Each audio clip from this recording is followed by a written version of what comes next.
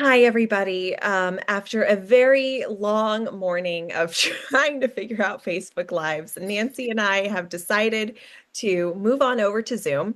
Um, so today is a special live because we're talking about something that we're both really passionate about that doesn't often get too much talk time in our circles, and it really deserves it. And we're talking about ethics. So, ethics as in what are the morals that guide us as birth workers, as people in the newborn care industry. So, I pulled up a little definition for us. Can I Um, interrupt you a minute, please? Please, Nancy, yeah. Should we introduce ourselves first? You know what? I just figured we don't really matter. Please, I, Nancy. I so appreciate you just jumping right in. Goodness, thank you. Yeah. So go ahead and introduce yourself and who you are and what you're about, and then we'll move on from So if I didn't have Nancy, I wouldn't have a head. My name is Julia, Julia Kavanaugh. I am a birth doula, postpartum doula, newborn care specialist, and training to become an IBCLC, lactation there. consultant. Uh, it is, and I'm also one of the owners of and founders of the Postpartum Doula Academy, and I'm a teacher there for the doula portion. Okay, thank you, Julia. My name is Nancy Ham, and I am Gentle Ventures Training Center's teacher. So I teach newborn care specialists or ladies who want to be newborn care specialists how to take care of babies. And I love, love, love my job. I have been a newborn care specialist for over 30 years, so I have a little experience that I can use when I'm teaching. Julia inspired me to open the Postpartum Doula Academy because we just felt like the other postpartum doula training centers didn't accentuate their newborn care as much as we would have liked because we're newborn care specialists and we know what needs to be taught, or we think we do. So Julie does most of the teaching there because she is a doula and I am not. I will admit that. So all I teach is the newborn care stuff. So we thank you for joining us on this Zoom call. And go ahead, Julia. Now you can do your what are we going to do today? Yeah, so today we're going to talk about ethics. So, ethics sounds like a vague word. So, like when we talk about it, what we're talking about are moral principles that govern a person's behavior or the conduct of an activity. So, that's just what governs us when we are doing our work, our jobs. Um, and as NCSs, we don't have a universal governing body for everyone who operates as an NCS because there are plenty of us who are not certified. And if you're not certified, then the governing body of the NCSA, the Newborn Care Specialists Association, is that? Mhm. Yeah, the NCSA, they actually have a code of conduct. And we'll talk about that in a second. But that code of conduct only covers the people who are certified. So hopefully, the people who are not certified are still abiding by that code of conduct, but there's no governing board that can reach over to the uncertified people and monitor them and their Correct. behavior, Correct. um, which is actually causing some problems in our field. Um, and yeah, let's talk about what like some of the problems that are coming up is like people who are uncertified and also certified too. Sometimes you'll see people using letters before their name that are not accurate. So like calling themselves a nurse, right? A night nurse or a baby nurse. If we're not RNs, we can't legally do that. And it's a misrepresentation. Or calling themselves a doctor, right? It sounds really good, but if you don't have your doctorate, it's not it's an inaccurate representation. Well, and you can have a doctorate, and but the rule is if you have a doctorate that's not a physician or a medical degree doctorate, Oh, yeah. then you have to put your actual initials behind your name. Because what happens is that people, clients, new NCSs, whoever, assume you're a Yeah. doctor. And that assumption leads to so many problems. So if you're doing it for marketing purposes and you're not actually a physician, doctor, please quit. It doesn't look good for our community, and it doesn't look good for who we are and what we stand for. Which actually, let me pull up the NCSA's Code of Conduct. I have it, I have it here. So, like, basically, we have some foundations in the NCSA, which are that we want to maintain high standards of personal conduct, and we want to, we have a duty to our clients to be responsible for our own actions and behavior while we're on duty. And so we avoid any conduct that could lead to a reasonable person to question our motivation or our intentions. So that's like really vague, right? Mhm. Um, which is It's a, great it's a because, real gray area, is what yeah, it is. Yeah, it's a real gray area because your ethics, well, I think our ethics are pretty much the same. But I can go and say that, are you saying something to me? I mean, yours and mine, or you Yes. mean ours is NCS's? No, no, no, no. Yours and mine, Julia Yeah, Kavanaugh and Nancy Hams, are pretty much the same. yeah, But I can go to another NCS and I can say, and she can say, I'm a very ethical person. yeah, And I'm going to say, really? You did this, this, this, this. And she's like, what's wrong with that? So it's got to be a lot about how we were raised and yeah, what we perceive as ethical behavior. yeah, So that's where it gets really, really gray. yes, But there are certain things that aren't gray. There are certain things that just treating a client with grace and dignity is yes, absolutely an ethical behavior that cannot be misread. yes. You just don't go in there and demand that a client does something or intimidate a client to keep you on or hire you or let you do what you want with a baby when that's not what they want. That's Right, unethical in right, anybody's book. right. Well, so here are the duties to the clients that the NCSA talks about. So number one, we have to be responsible in a way that any reasonable person wouldn't be able to question our motivation. Mhm. Number two, we need to implement professional standards so that and apply it to all of our families, regardless of their culture, disability, gender, language. So treat all clients equally and hold yourself to a high standard with all your clients. Um, assist each client seeking newborn care by providing services or making appropriate referrals. So that's actually part of the NCSA. We assist anybody who comes and asks by doing it ourselves or making referrals. That's pretty cool.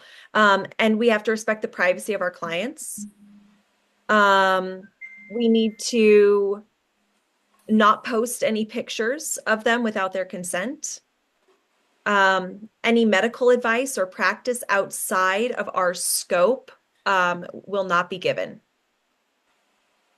Um, But okay, let's stop right there though, because doula's scope is a different scope than NCS scope. that's very So, true. because you're a doula, you are not going to be able to do things that we as NCSs can do. For instance, we can administer medications. You guys can't. That's true. As a doula, we don't, and Yeah, as an NCS, we can. yeah. That's true. That's right. So when I go into jobs, I make sure that I let parents know that I'm qualified and certified to do both. And I usually when they hire me, they're wanting a combination. Hmm. So they're wanting the doula touch with some, but not all of my NCS expertise. Right, It's yeah, right. it's a braiding, but I have had parents say, I know you're our doula, but would you mind administering some gas medication that the doctor prescribed, right? And I'm comfortable with that because of the NCS portion. But it's in the contract, which you have a great contract that you provide, and Thank I've you. used with all my clients. And it's saved me a lot of headaches. So, um, but we can, as NCSs, even if it's beyond our scope of practice, we can give our clients articles and research papers and like Mhm. scholarly works. And we can also say, in my opinion, and we Yeah. can also say, in my experience. Yes. So there's a few things as an NCS and probably as a doula too that you can say and still be ethical and not giving medical advice. What we don't want to do is give medical advice. Usually, as a doula, if I don't know, my answer goes to, that's such a great question. Let's check with your pediatrician. Hmm. Or that's such a great question. Let me do some research on that for you. Yeah. Right. Yeah. Um, when setting fees, newborn care specialists should ensure that they are all fair, reasonable, and commensurate with services performed. So we shouldn't be charging extravagant fees if they don't match what we're doing. Well, and here's the thing, Julia. If you charge exorbitant fees, you're not going to get work. Yeah. I mean, people are not stupid, but and the thing that kind of irritates me is a lot of times the more you charge, the more valuable the client thinks you are, and that is so far from the truth in our profession. Yeah. I charge the most I have ever charged is 45 an hour, and I only did that one time.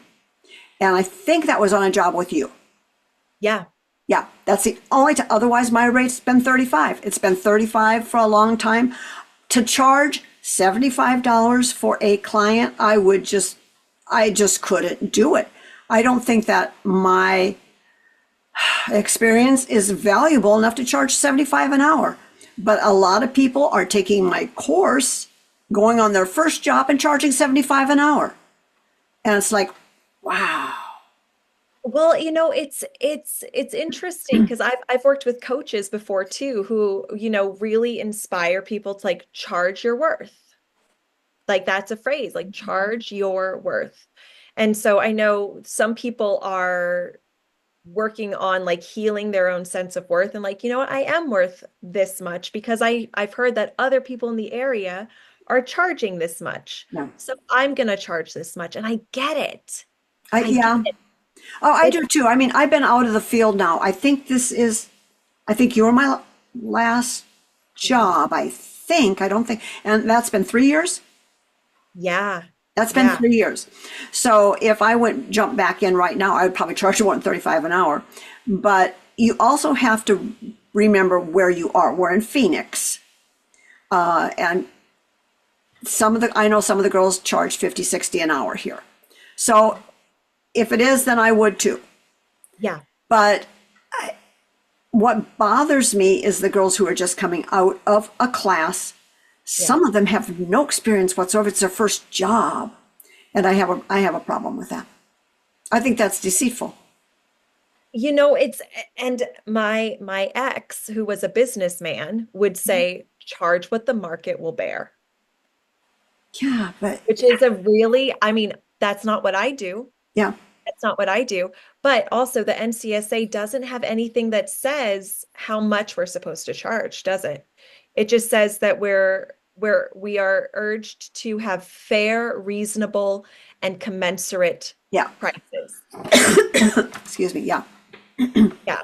Um, I'll let's come back to this because Okay. there's uh we should the NCSA encourages us all to use signed contracts, clearly state our fees to the client, describe the services that we're providing, the terms of the payment and the terms of the refund policies so that there aren't any surprises. Um, and somehow there still seem to be surprises. Yeah. somehow. Always, It's always. a, yeah. Yeah. Uh, we should always dress appropriately for our responsibilities as professionals. And what And is appropriately? exactly. So these, even though we have a code of conduct, like this is part of the NCSA code of conduct, it's so vague. Yeah. It's so, I mean, appropriately for some women would mean, I'm not showing my midriff. Mm-hmm. It doesn't mean I'm not showing my cleavage. Right, right. It doesn't mean I'm not in my pajamas with like a nice button down pajama set. Hell no. Right. So like in your class, we learn you wear scrubs. We wear scrubs. And I think that's a really good example of professionalism. And Yeah. I'm not so, I used to be 100% you have to wear scrubs. Now I'm more wear a t-shirt with your logo on it and your name on it and a pair of Slacks, leggings. leggings are fine, or black slacks are fine, or whatever, but make it a uniform. That's what we want to do. A uniform depicts professionalism, Yeah. and that's what we want to do. That's what we want to do. I forgot if we, in reading through this, are we going to talk about people that actually use Baby Nurse, and are we going to Yes. talk about that coming up, or is Yes, that absolutely. something that I need to, because I need to talk about that a little bit more, and I don't want to get ahead of myself, but Oh, we should do that. Actually, let's do that right now. I just lost my little notes, so I'm pulling them right back up. But why don't you go ahead and start in on that? okay. Yeah. All right. So I personally have a huge issue with people calling themselves night nurses and baby nurses. And I want to put a stop to it. Now, it's been 25 years since we started newborn care specialist. So we need to stop that. A baby nurse or a night nurse depicts that you are an RN, an LPN, or an LVN. Yeah. The Nursing Association is very, very tough on people that do that. And so I want to put myself out here right now saying that if I come across somebody who calls themselves a baby nurse and I educate them on why they can't do that, and I see that they continue to do that, I will report them to the Nursing Association. Now, what the Nursing Association is going to do is they're going to shut you down. You're not going to be able to be a baby nurse, a night nurse, an NCS. They're going to shut your website down. They're going to take you down. Yeah. Please don't do it. Please do not do it. And Pretending to be something that we're not. right, right. Yeah. And I challenge the other agencies and training centers, please do the same thing. Let's stop this in its tracks. Let's call yourself a newborn specialist, call yourself a newborn care specialist, call yourself anything but a baby nurse or a night nurse. That it's deceptive, it's illegal, and let's quit it. Yeah. Let's quit it. And we And can educate our clients on it too, because a lot of clients, it's colloquial, right? It's a like a colloquial phrase that parents will pass along to each other. So we can let them know, like, oh, I'm not a nurse, but I am a newborn care specialist. right. So baby nurse is reserved only for nurses. Um, but I also know a lot more than a lot of nurses know about infant care. And that is absolutely a fact. I have trained so many nurses. I have had nurses come to my home one-on-one, and we've sat down and I've trained them, and they're like, I did not know this. I did not know. They are so good on medical care. Yes. If you have a medical needs baby, you want a baby nurse. You want a NICU nurse. You want somebody that knows their business. But they are not good on scheduling. They're not, most of them, some of them are good on breastfeeding, but most of them aren't, say what they are, Oh, IBCLCs? IBCLC. They're not IBCLCs, and they don't know about reflux. They don't know about colic. They don't know about why a baby's crying. If a baby's crying, they either just let it cry because there are so many babies that they don't have time for them all, or they go the other opposite way and pick them up every time they do cry. Well, and a So, lot of that too is because these patterns of like the colic and it happens after the babies come home from the hospital for a mhm, lot of babies that aren't medical needs, right, right? right, So the nurses never had to learn this, and that's where we come. exactly. Yeah. A So baby doesn't get colic until it's at least 3 weeks old. yeah, And that's 3 weeks past the due date. That's not 3 weeks from when they're born. They could be born a month early, and they would be 7 weeks old before they would get colic. wow. There you go. There you go. Well said. So, okay, so the first piece that I wanted us to cover was the code of ethics. What is the code of ethics for an NCS? And basically cover that there is no universal code of ethics. There is a code of conduct, but it's super vague on the NCSA website. Um, we do have guidelines, ethical guidelines, like in the course that you provide with Gentle Ventures. There is a code of ethics It's that you actually posted on the NCS Mentorship group at the top. perfect. It's at the top. It's stationary there. It's not going to move. So if you ever need to know what the code of ethics are for the group and for Gentle Ventures, it's there. Yeah. Um, and but even that, like there's no governing body There's to, nothing, there's no voice behind that. There's no power behind that. That is just you being how you're supposed to be. When you think, have I done something wrong ethically? Look at the code of ethics and see if it falls in there. Call yeah, me. yeah, I had a girl call me just a couple of days ago, and she was just, oh, she says, I thought you were going to yell at me. And I said, no, I'm not going to yell at you. You did the right thing. She says, yeah, oh, I didn't know if it was ethical. And I said, it was very ethical.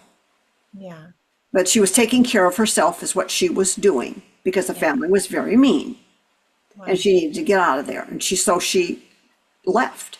She gave them a notice and she left. Yeah, And she says, oh, I thought you were going to yell at me. I'm not going to yell at you. I'm just yeah, going to help you understand. If you're off track a little bit, I'll help you understand. Here's why we think that maybe this is not something you should have done, or you did the right thing. yeah, yeah.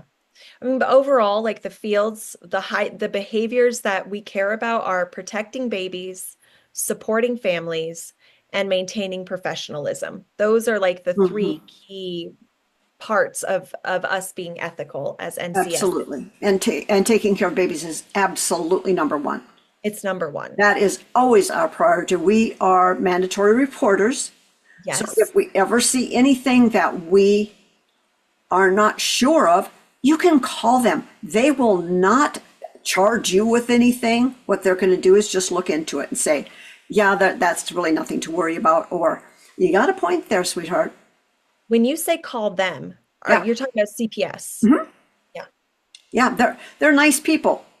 Yeah. They want to know what's going on, and they don't have time to jump on every little thing. So if it's just something like mom isn't feeding the baby enough, well, that could be a big thing. It could be a little thing, but they'll look into it and come back with mom's doing the best she can. The baby's a real hard feed, Yeah. or yeah, we found out she's underfeeding the baby, and we had to sit down and talk with her. Right. So Right. And if you're ever not sure about whether you should call them, you can always call one of us. yep, Yeah. absolutely, We'll talk you through it. Um, absolutely.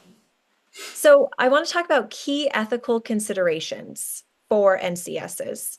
Um, like, for example, informed consent and boundaries, like respecting parental choices, not overstepping authority, and ensuring transparency.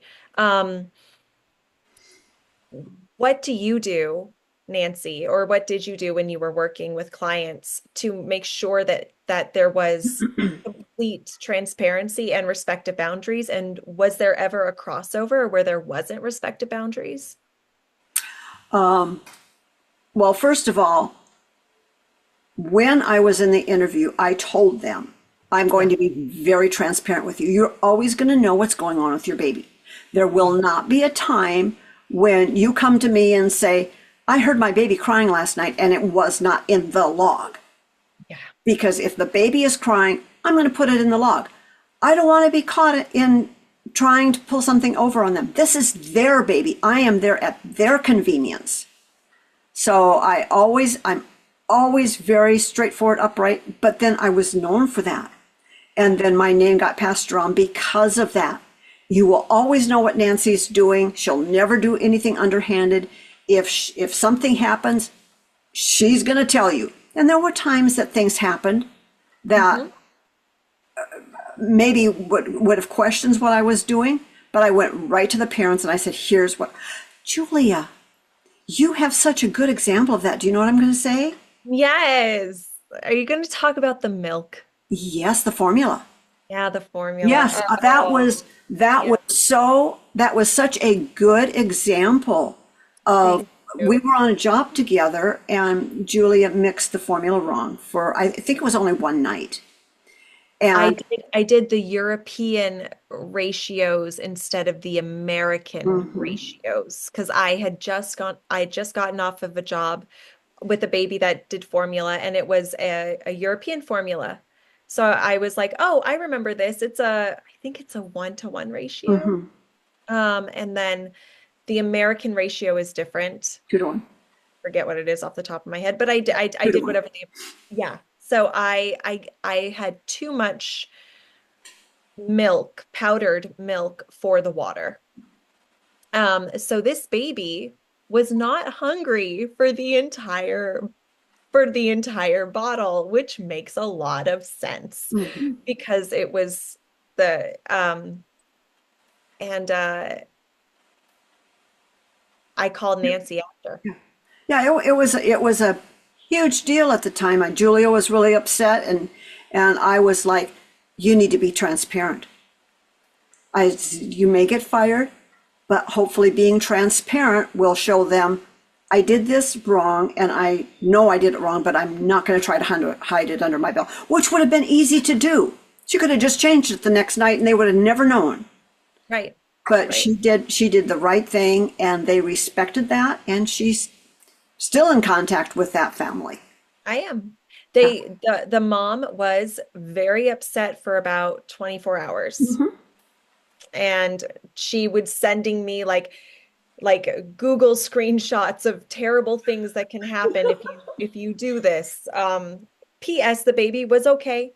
The baby was okay. It's just, we do our best and once in Yeah. a while there a slip up happens. Yeah. And if we own it, Hmm. as uncomfortable as that is, because it was so uncomfortable, I felt clean on the inside, Sure you did. you know? So, Yep. um, how about, okay, confidentiality. Oh, keeping family details private. I think that's really important. Yeah. Your Uh, only business, as far as I'm concerned, is that baby and that baby's safety. yes. If they are doing cocaine lines on the counter and you are there taking care of the baby, that's not your business. Oh, is it CPS's business?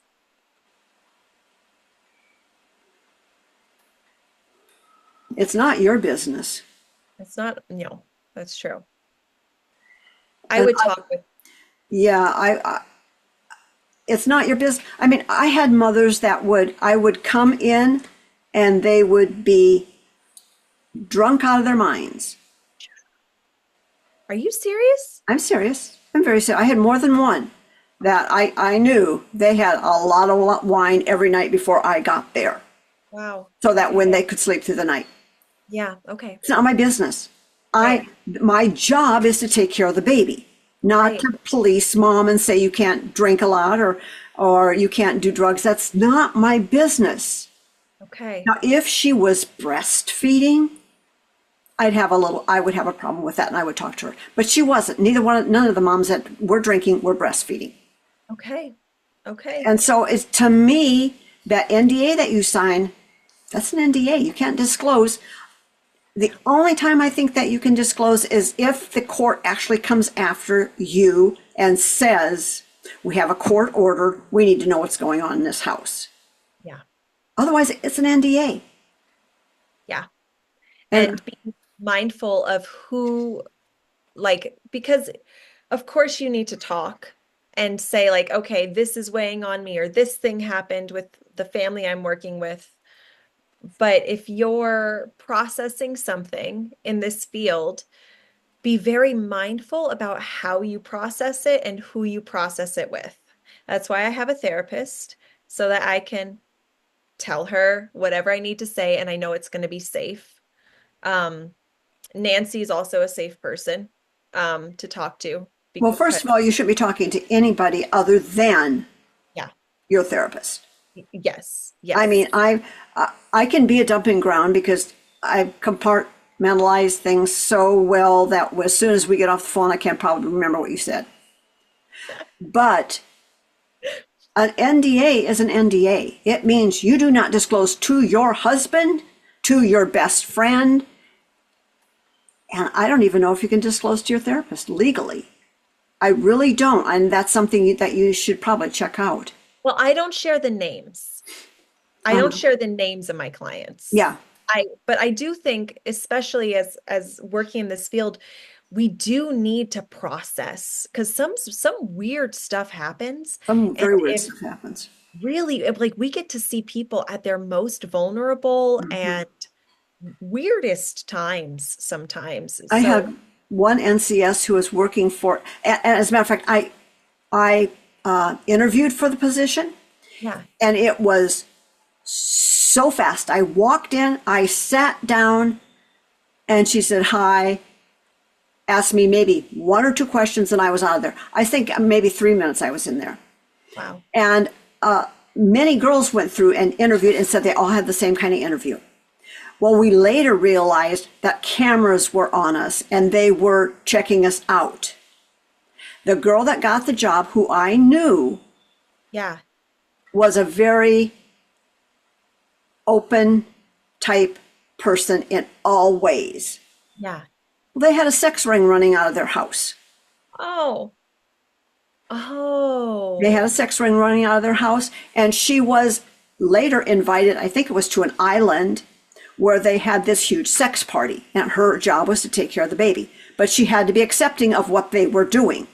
yeah, that makes sense. It was Wow. so weird. It was so weird. But Yeah. yeah, so she there was nothing, she couldn't tell me anything about what was going on until years later she said something about it. And I was like, that's what that was about. Was. Yeah.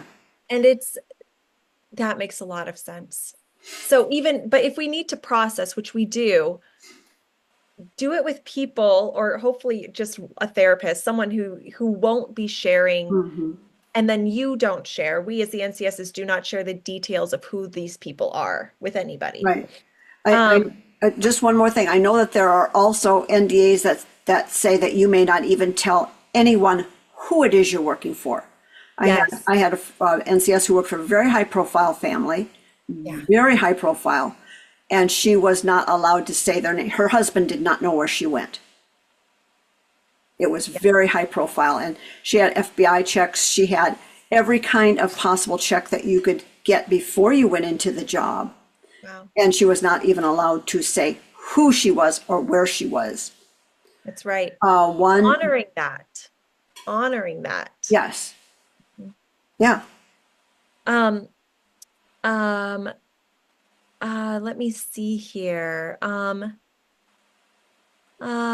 Punctuality, maintaining professionalism Mhm, really is part of our ethical code as well. Punctuality, communication, and being reliable, mhm. right? The old, I broke my ankle. I can't come in for a week. I'm going to, Bora Bora. I'm going skiing, yes. Hmm. Right. Right, exactly. That's not ethical. Some people do Okay, it, but it's not and ethical. so what are your thoughts when you get let go after that? I Oh, need a week okay. off because I have the flu and they Yeah. let you go. I mean, that should be in your contract. Yeah. That's my thought, right? Yeah. That it should be if I am sick for more than a week, I the need a doctor's contract, notice to come back. It's sure, yes. it should be that you need to have a doctor's notice to come back. I know a couple of NCSs whose moms or grandmas have died many times. And it's just like, when does this start to take effect? Yeah, yeah. Maybe I should put that in the contract too. What for? If somebody dies, that they need proof that that person has died, like an obituary, a current obituary. Yeah, but like what if you're on call and then or like what if you get a call that your parent passes and it's too early for an obituary, but then you call the family and say this just happened. Well, you can do that, but I mean, in order not to be fired, you should have an obituary. Ah, I see. Yeah. And I advocate for NCSs all the time, but I tell you what, ladies, there are some of you who are sneaky as hell, This and has we need to happened put our fingers recently.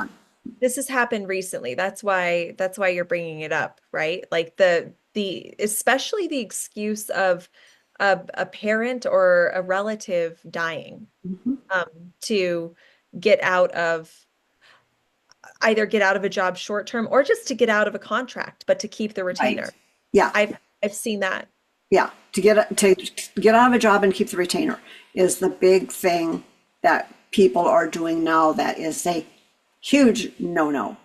Yeah. And there is one lady who is doing it multiple times to multiple clients, and she seems to be getting away with it. And it's like somebody's going to grab her and going to find out all the other ones she did, and she's going to be in really big trouble.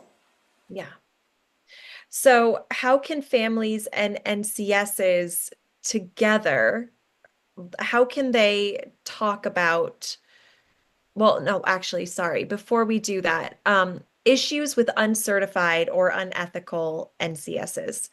Um, so some examples of unethical behavior, Nancy just gave one of going into a job, maybe doing a couple days, you've gotten the retainer from the family, and then suddenly claiming an emergency that isn't real and keeping the retainer.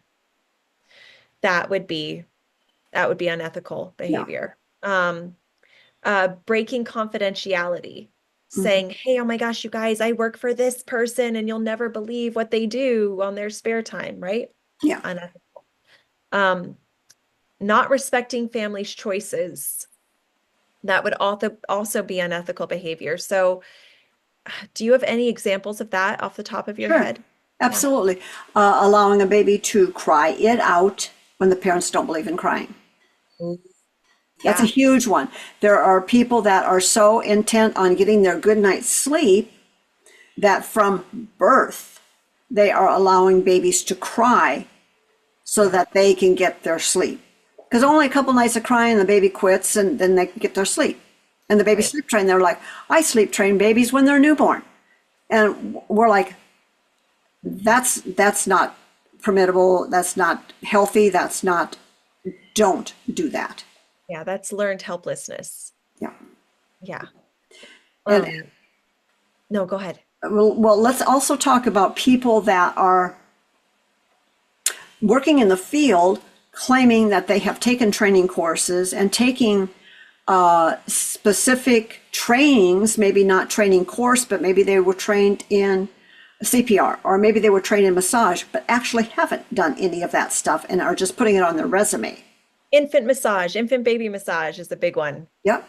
And Yep. it's they don't know. So yeah, we have to.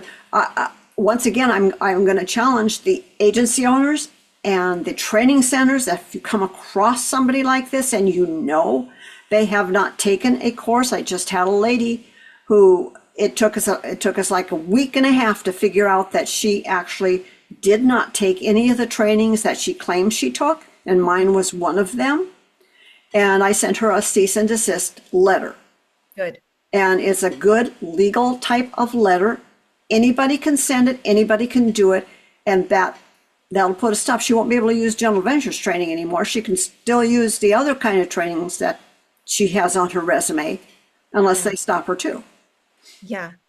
Well, so what would you say for parents who are looking to hire an NCS? What kind of red flags should they look out for? Like, is there a way to spot these Well, people? there is. There is. I mean, I have had many parents write me and say, has Julia Kavanaugh taken your course? Oh, wow. Yeah. Yeah. And so then I go through my records and I see if this person has taken my course. Julia Kavanaugh, yes, of course, I know you have. But and most of the time it's a yes, I have her in my records. Once in a while it's no, I'm sorry, I can't find her anywhere. Wow. Okay. So they do check with you. They do, and they can check.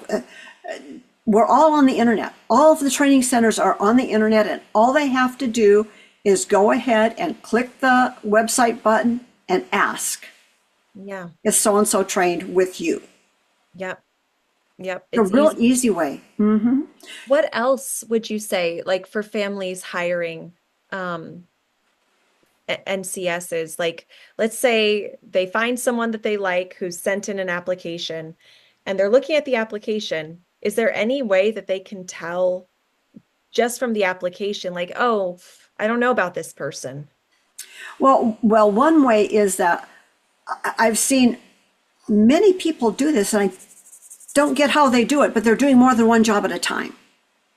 Well, you could Jobs do are, days and nights. it could be, but Yeah. days are overlapping, nights are overlapping. They're at this place at night and they're at this place at night. And Mm, it's just, there's just, or somebody that has so many trainings. hmm. I actually know somebody that does have so many trainings. I mean, pages and pages, and they're all legit. Wow. She's amazing. Wow. But most people don't go to that much work. So I Right. would call on some of, and also agencies should know better. They should know how to check these things out. They Yeah. should not be just looking at a resume and saying, oh, this is a pretty resume. Yeah, I'll send her out and see how it works. They need to be getting down to the nitty gritty and Yeah. checking to see that they have taken. I get very few calls or emails from agencies checking to see if people have taken my course. They're usually from clients. Interesting. Okay. So hopefully agencies will start doing some of this work so that the Yeah. clients don't have to. I mean, they should be doing this work, honestly. Um, so let's talk for a second about how the lack of certification, it doesn't mean that someone's unethical, but it does mean that families should vet their NCSs carefully. Hmm. Um, Why do you think, Nancy, that NCSs who are already getting work should get certified? Oh, I think that's really simple because once you get certified, Yeah. you're good to go. The client knows your background check, your reference checked, your you've had the experience, you've CPR, you've got everything. You're the package. You are Yeah. the package. And if you have certified in front of your name, Yeah. and see, that's where it gets tricky because it's real easy to put C in front of your name and you're not certified. So once again, where I always ask when I get somebody that's certified contacting me, where were you certified? Oh, I was certified with GBA training. Well, who the heck is that? Oh, well, they're the. So I would call GBA training. What does it take? Or go on their website. What does it take to be a certified person? Oh, you just take our course, our 10-hour course, and you walk out with a certificate. That's not certified. I'm sorry, that is not certified. Yeah. So that's what we have to keep checking. We have to keep checking these little companies that are claiming to certify when they're giving these classes that are under, like my class, my NCS class is now, I think, 28 or 32 hours. Wow. That's a long class. Yeah. Then you have to do homework. Then you have to do a test. And then you get your completion certificate, which you have to bring to the NCSA. Yep. So it's a process. It's not, I took a 10-hour class and I walked out with my certificate and I'm a certified newborn care specialist. Like hell you are. You probably don't know how to swaddle properly after only 10 hours. Yeah. Yeah, it's true. It's true. This stuff takes time Yes. and experience, which is why when you're certified, the people who you're interviewing with know that you have the hours and Hmm. the experience to call yourself an expert. Right. And I want to just say one more thing about certification. NCSA is the one that I go to always. I started the NCSA and then I turned it over to Andrea Headley. But there's cash certification, and I believe there's one other certification that is acceptable, and I don't know what the name of it is. But I think there's only one other that is actually acceptable, like with good standards. You know, they have to do the hours, they have to do the testing, they have to do the background check, reference check, all that stuff. Okay. Most of them Okay. won't take the time to do that. Yeah. Hmm. I do not know off the top of my head either. Yeah. So maybe we'll follow up and we'll put it in the comment section of NCS Mentor Me. Yeah. Yeah. Okay, so there's just one more piece down here that I have for us to go over Okay. today, which is how can families and NCSs promote ethical standards together? And the first piece I have is, encourage NCSs to self-regulate and commit to ethical practices. Uh, I mean, For some people, that comes real easy. yeah, So for some people, there's not a question when it comes to ethics. It's just not a question. It's like, oh no, that's wrong.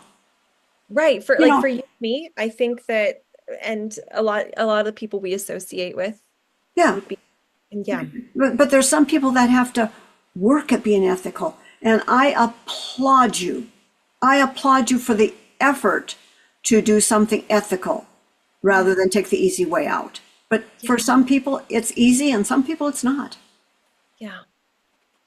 Um, what like what do we say about this part where people have different ideas of what ethical is? Like, how do we address that? Well, first of all, there really is only one kind of ethical. But Yeah. people, I mean, that's everything has gray areas, Yes. and some people live in the gray area of ethical. That's all. Some Mm, people live in the white area of ethical. And I'm kind of like more, sometimes I can be a little gray. yeah. Sometimes I'm like, well, that's not really that bad. Yeah. But Yeah. some people are like, wrong is wrong, right is right, black is black, white is white, and there is no gray. Right. And I'm not quite that way, but I think that for ethics, you can be that way, Yeah. and some people are. Like what do you think about us as NCSs? Like, is there anything that needs to be talked about relating to what our duty is with each other in this like sisterhood or in this, siblinghood of being an NCS, where we see each other, where we see some of our members doing unethical behavior, or we hear about others doing unethical behavior. Um, is there anything that we should do, or is there anything that needs to be done about people who aren't certified doing unethical behavior? If you're For certified, you'll be reprimanded Yeah. by the NCSA. Well, for me, it's really simple because I speak my mind. Yeah, Somebody calls me and says, "Here's the situation I'm in," and I'm like, "No, that's very unethical. You cannot do that." I will say that right out. yeah, Where and some people will post on Facebook their situation and yeah, just get reamed for what they have done. I don't agree with that either. yeah, I think it needs to be done in a little bit a gentler way. yeah, But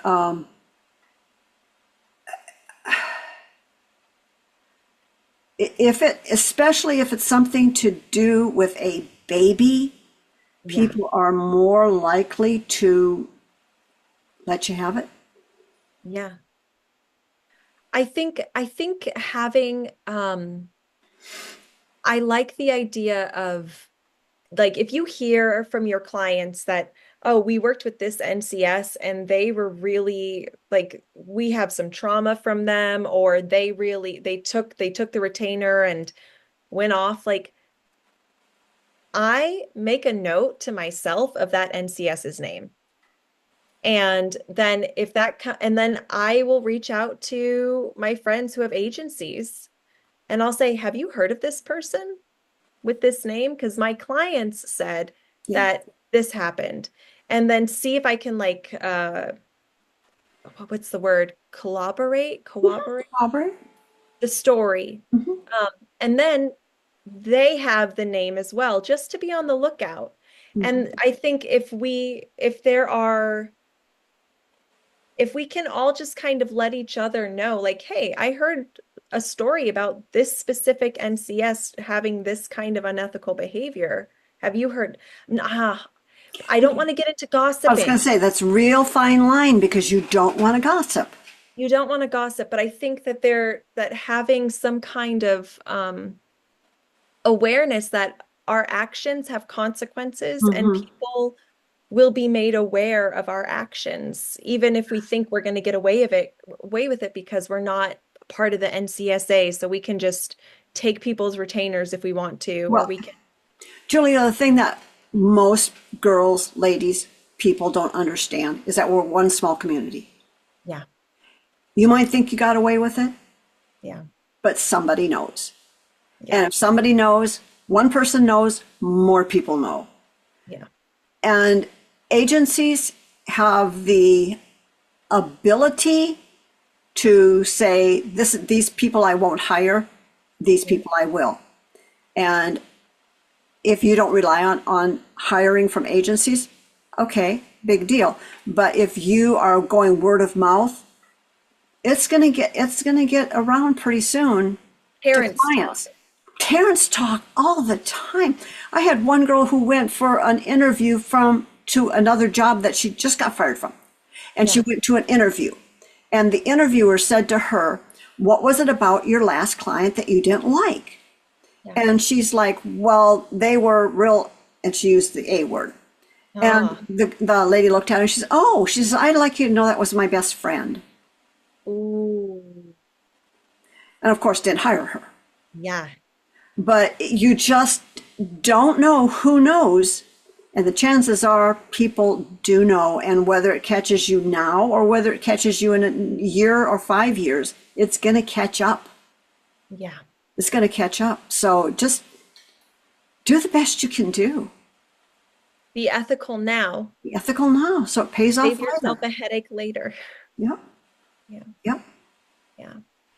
And maybe also I'd say as an NCS, if you if you happen to know the person that you feel is exhibiting unethical behavior, you can let them know privately and Hmm. say, you know, I care about you and I want you to succeed. And I want to make sure that this doesn't come back to bite you. So maybe let's pause, like, let's stop that behavior, right? Work on Just fixing that. Yeah. work on fixing that.